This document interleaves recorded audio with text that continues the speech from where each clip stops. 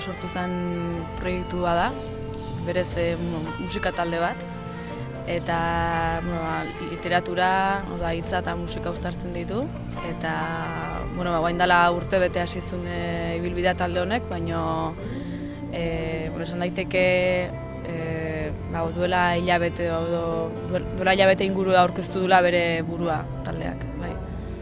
Ze eskaintzeko asmoa daukazu gaur Tolosarrei?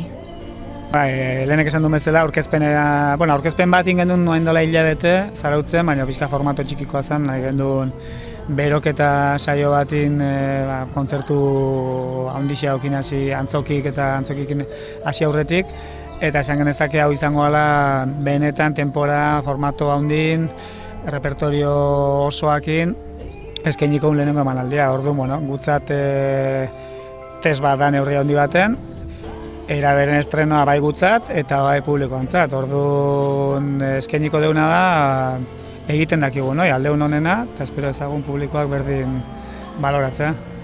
Gaur etxean eskaini behar duzu kontzertua, zontzako kontzertu ere izango azta? Bai, aste honetan nahitu komentatzen, azken Leidorra gutzako berezia dela, antzokia herrikoa dalako, eta herriko jendea etorriko dalako, kanpoko jendea ere bai pitzatzen du, baina beti errespetua, nolako xarma berezia badauka etxean jotzeak edo etxean egoteak bai. Nolako izaten dira kontzertu horreko azkeneko minutuk? Nik uste ez diala oso urduriak izaten baina bai izaten dela pixkat presio moduko momentuak izaten dira, atera baino lehenago beti zaude, nahiz eta urteak naramatzagun kontzertuak ematen o kantatzen o antzerkia egiten, beti bai izaten dira pixkat urduri sentitzen zea, hasieran baino bakarrik estenatokia atera arte izaten dara uste.